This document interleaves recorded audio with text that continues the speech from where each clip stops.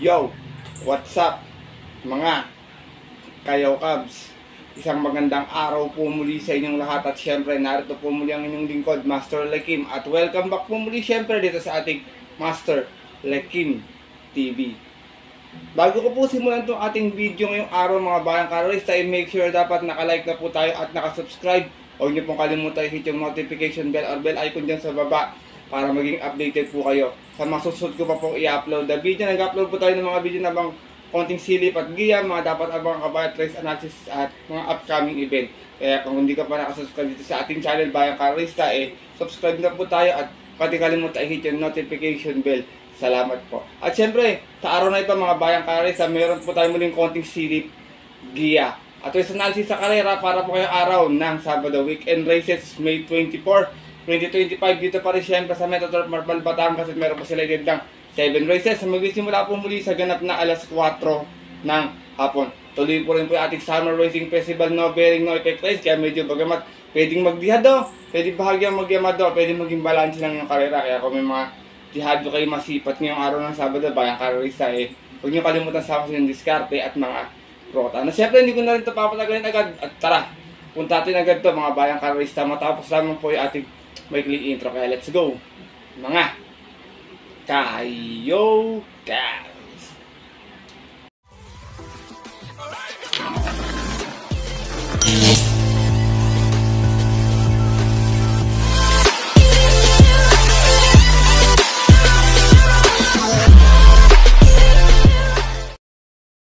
At gaya nga po ng nabanggit ko kayo na sa ating intro, meron tayo muling 7 races na lalargan ngayong araw ng Sabado. Tigisang set ng take all, pick 6, pick 5, pick 4, slash natin all 1400 meters. Medyo makapal ng konti ating lineup mga Bayang Karalista. Pwedeng magdihado. Ngayon na nabanggit ko kasi no bearing race tayo. Pwede rin naman magyamado. Pwede rin naman magbalance lang. O maganda rin yung konting yung ating mga dividendo. Kaya paalala ko po muli, kung may mga mababalitan kayo mga giya sa inyong mga kilala or kaibigan. At kung syempre may mga sarili din kayong kusunadong dihado maliban sa mga giyang ibibigay ko ngayong araw na ito, huwag niyong kalimutan isama sa inyong diskarte at mga rota. Kaya ito, simulan ko na agad ating mga konting silip at giya. Syempre wala na pong patumpik-tumpik pa. Good luck po sa lahat. Have a blessed Saturday racing and start na po tayo. Race number 1, start natin winner take all 3-year-old and above race. Placers po ito, meron tayong 10 runners sa magalaban-laban. Ito mga Bayang kasi medyo bagito iba rito. Iba naman mga nakagrupo na. Kayo nang bahala kung sino masisipad yung dihado rito para makakuha ng yummy dividends. Pero dito ako, first chase ko, horse to beat numero 5, Glenna Moon. Narerendan po ni JF Parohinog. Galing ito sa barrier last time sa 1200, may 114.8. Umalis ng 2-1 out of 2 runners na naglaban-laban at yun po ng May 10. Hinalo po niya doon ng malayong-malayo yung kabayong si Batang. Same rider pa rin, JF Parohinog para sa ating numero 5, si Glenna Moon. Second choice ko, dihado number 6, Mr. Sipokot. Narerendahan po ni Danny Boy Camanero. Ito naman, last run, segunda. May 130.4, umalis ng 4-5. Out of 10 runners sa laban-laban sa isang 3-year-old maiden non-placers at yung po ng May 17. Kung saan ang manalo po doon, yung heavy favorite na si Trusted One. Same rider pa rin, Danny Boy Camanero para sa ating dihadong number 6, si Mr. Sipokot. Isinasama kong third choice, magandang dihado muli, numero 2, Amberdini Eagle. Narerendahan po ni Ed Jordan Guerra. Ito naman last run, dumating ng pang-apat, may 130.8, umalis ng 12-4. Out of 12 runners sa naglaban-laban sa isang 3-year-old maiden placers at yung po ng May 16. Kung saan ang manalo po doon yung second choice na si Dress to Win. Same rider pa rin, Ed Jordan Guerra para sa ating numero 2 na si Amberdini Eagle. Race number 1, mga Bayang Karalista, gaya nabanggit ko, non-winner to, kayo ng balance sumipat, kung may masipad kayo, mas dihado pa. First choice ko po muli, numero 5, Glenna Moon. Second choice, numero 6, Mr. Sipokot. At third choice, yung numero 2 na si Amberdini Eagle. Good luck po. Darito na po tayo sa ating race number 2. Start na ating pick 6 event. Pila na accommodating base class 5, 11 to 15 split.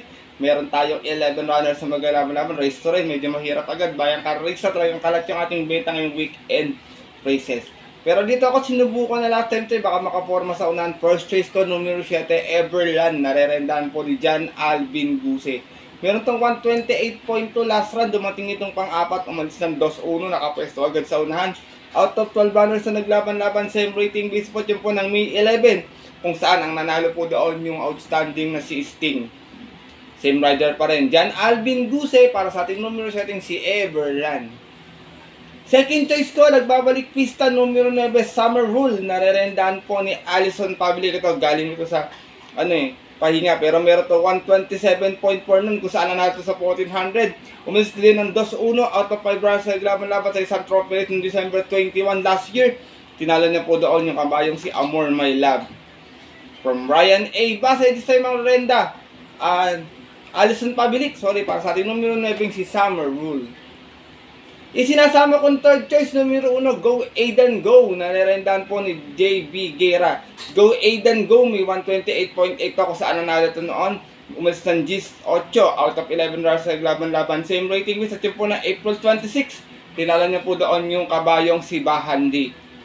Same rider pa rin, JB Guerra. Para sa ating numero 1, si Go Aidan Go. Race number 2, Bayang Kalarista. Kung may masipot pa mga kursunadan mabalitaan, dagdag na lamang ha. First choice ko po muli numero 7, Everland. Second choice numero 9, Summer Rule. At third choice yung numero 1 si Go Aidan Go. Good luck po. At narito na po tayo sa ating race number 3. Start na ating pick 5 event. 3-year-old group 6 placers po ito.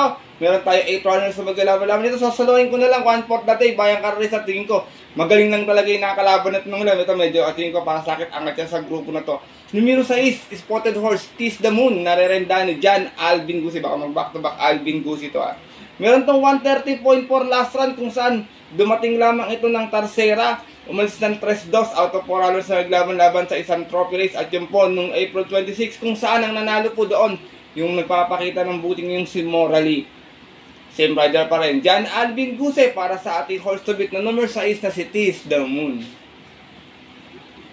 Race number 3, mga Bayang Kalarista, yun naman di maiwasan yung upset, kayo nang bahala kung may makita kayo pang upset. Pero para sa akin, tingin ko pinamibigay sa akin ng upset dito yung 7. Ayun lang nakikita ko medyo malapit kasi tumatakbo din ng straight race to. Pero para ako magtitipid po kayo, para sa akin, suggest ko, 1/4 the day ko po, imported horse number 6, Tease the Moon.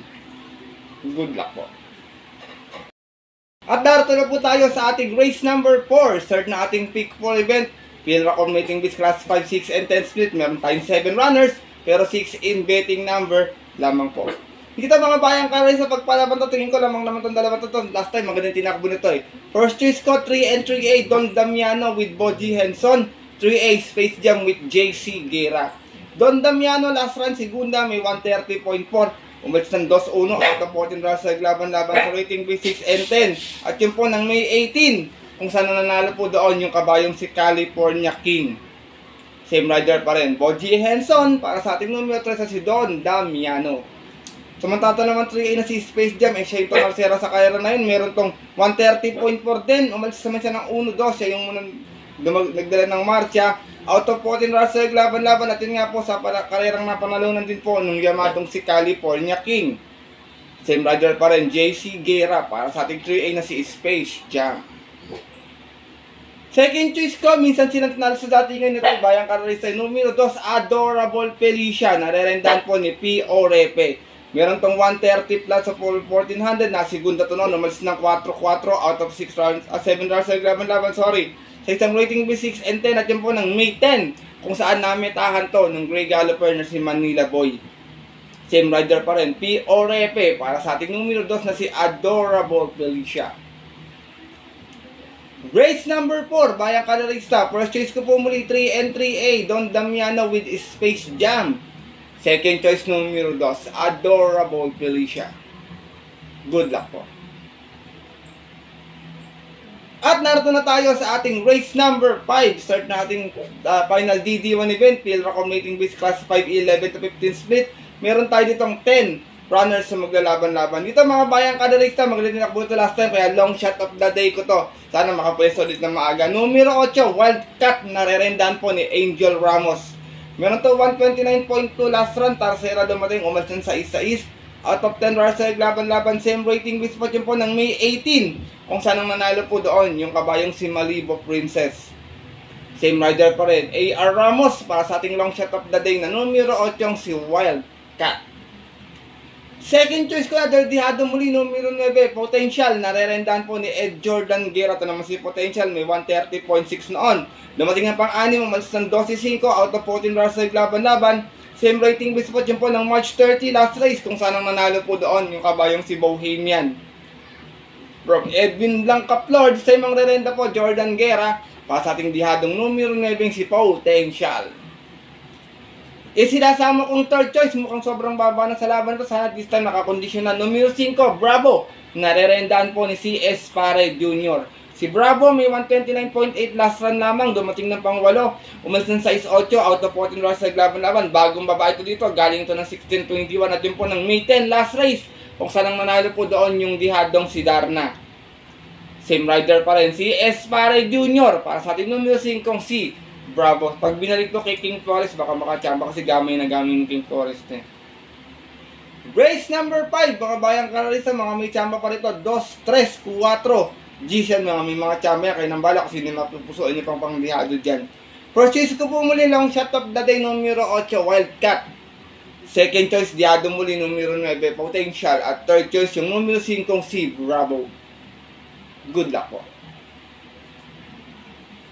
At narito na po tayo sa ating penultimate race ngayong araw po ng Sabado, ating race number 6. Pinaka-committing this class for 22-27. Meron tayo ditong 9 runners na maglalaban-laban. Dito, balikatan lang itong dalawa na ito. All one na ito sa labanan. Bayang Karis, sakitin ko silang dalawa lang ulit yung mapipisil ko rito. Pero dito ako, baka bumawi. First choice ko muli, numero 2, Border Force. Narerendahan po ni Jan Sardia de Ocampo. Malaking kabayo naman to. Baka hindi rin indahin yung peso. Meron tong 126.2 last run, segunda lamang to dumating, umasan 7.5, medyo malayo kasi pinanggalingan nito noon. Out of 14 runs laban-laban sa rating list 22-27 at yun po ng May 11 last race, kung saan tinalo po siya doon nung nandito rin si Tadeus. Same rider pa rin, Jan Sargent de Ocampo para sa ating numero 2 na si Border Force. Second choice ko, numero 1, Tadeus, narerendahan pa rin ni JT Zarate, medyo may kabigatan din ngayon, 57 ang peso niya. Meron naman to 125.8, medyo impressive yung panalo nito last time, bayang kalorista. Umalis to ng 3-3 out of 14 runs sa laban-laban. At yun nga po ng May 11 last race, tinalo nga po niya doon yung nanditong si Border Force. Same rider pa rin, Jeffrey Tagulaw Sarate. Para sa ating numero 1, si Sad Seyus. Race number 6, penultimate race ngayong araw po ng Sabado. Nakikita ko pwedeng mag-upset sa kanila dito yung numero 9 kasi galing sa dalawang sunod na panalo to at saka important horse din. Yan lang kasi medyo, alam niyo naman, may kabigatan yung dalawang Yamada natin dito, bayang kalarisa. Kaya kung gusto natin nyo, kayong bahala kung sino gusto nyo makita pang upset dito sa race 6 natin. First choice ko po muli, numero 2, Border Force. Second choice, numero 1, Sad Seyus. Good luck po. At narito na tayo sa ating huling karera ngayong araw po ng Sabado, ating race number 7. Parating ang ating take all, pick 6, pick 5, pick 4. Full gate tayo rito, pero committing this class 5, 6, and 10 split. Bayang karerista. Dito, first choice ko, galing sa panalo last time ito, tsaka gusto na ito, hindi ito maraming tumatakbo, baka makadihado muli. Numero 3, Hot Legs, narerendahan po ni Michael De Jesus. Nalo ito sa 1200 last time, may 114.8. Umas ng 6-6 out of 8 runs sa laban-laban sa rating B6 and 10 at yun po ng May 14. Tinalo niya po doon yung kabayong si Golden Jaraywa. Same rider pa rin, Michael De Jesus. Para sa ating numero 3 na si Hot Legs. Sa likod mang gagaling to. Kaya tingin ko medyo malaki yung panalo kasi gusto natin marami rin tumatakbo. Sanay na to sa gintong dami ng kalaho. Second choice ko to, makapwesto na ng maaga. Tingin ko sobrang baba na sa laban dito. Yung numero 5, Ayuda. Narerendahan po ni Jomer Estorque. Meron naman to 129.4 last run. Dumating ito pang 4 noon. Umalis ng 11-7. Out of full gate na naglaban-laban sa rating base 11-15. Bagong baba na ito dito. Galing ito ng 11-15. At yun po ng March 30 last race. Doon po sa karerang napanalunan ng kabayong si Bohemian. From Eminem Gonzalez, isa yung mga renda, Jomer Estorque. Para po sa ating numero 5, si Ayuda. Last and final race, mga bayang kalarisa. Kung may masipat kayo para rin kayo nang bala magdagdag na lamang ha. First choice ko po muli, numero 3, Hot Legs. Second choice, horse to beat, numero 5, Ayuda. Good luck po.